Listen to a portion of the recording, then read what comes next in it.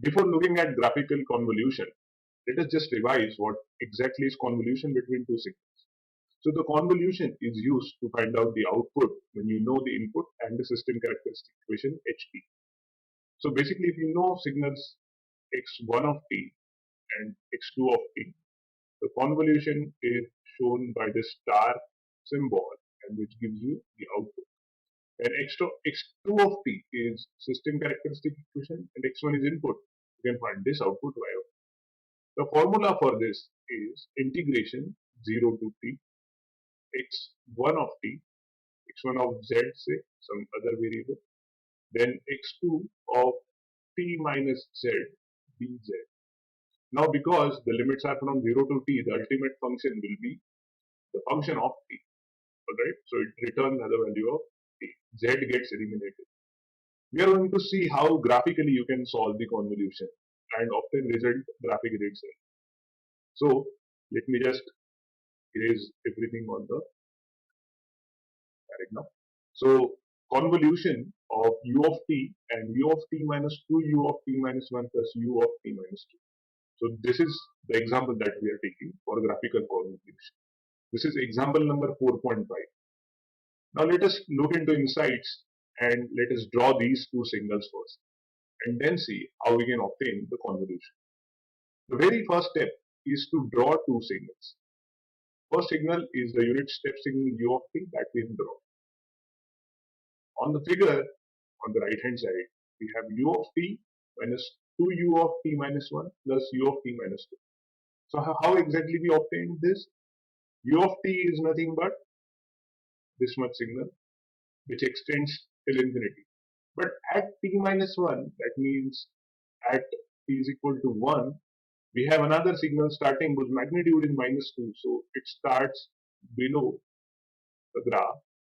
Let us say this is minus 2, this is 1. It starts like this. So basically adding these two signals. Again, we have to add one more signal u of t minus 2. Alright. So basically u of t minus 2 is having amplitude 1 and it is starting at t is equal to 2. Alright. So basically 1 minus 2 will be minus 1 for this much period and 1 plus 1. So there are these two signals 1 plus 1 and minus 2. It will return 0 for all the other values after t greater than 2. Alright. So ultimately I get such a signal wherein I have amplitude 1 for this much period, as you can see. Then the amplitude is minus 1 for this much period and then amplitude is 0. So this is my another signal which is shown like this. Now how to obtain convolution?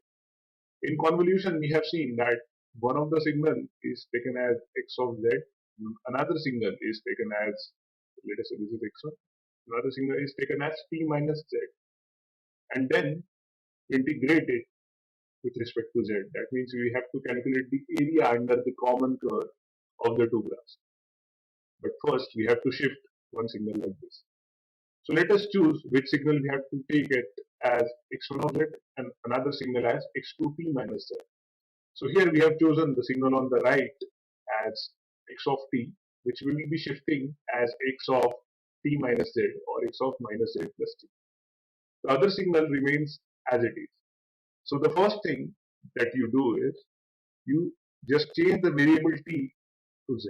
So basically you just write u of z instead of u of t, and then you write x of z. Alright. Now the next step is to make this x of z go to x of minus z first, and then we will shift it towards right by adding plus t. Okay. And now this t could be anything. Let us see how this graph will look like when you shift it as x of minus z. This is known as reversing, and then when we add plus t, this signal will move towards right. Let us see in the next slide how these signals look. We have seen what was x of z. X of minus z will be the mirror image or the image across the y-axis of the original signal. So the signal will shift like this. Alright. So this is how x of minus z looks like. Then we are adding minus z plus t. Always remember, when there are two different signs in a signal, the signal shifts towards right. And when there are same signs of the two variables, the signal shifts towards left. Alright? Now when we have shifted the signal by t, the x minus z plus t signal will overlap with the original signal u of z, or the first function. Our aim is to calculate the area under the common curve between two curves. So when this t is shifted, there happens to be some area common. When t is equal to 0, the signal will look like this, because it will return x of minus z.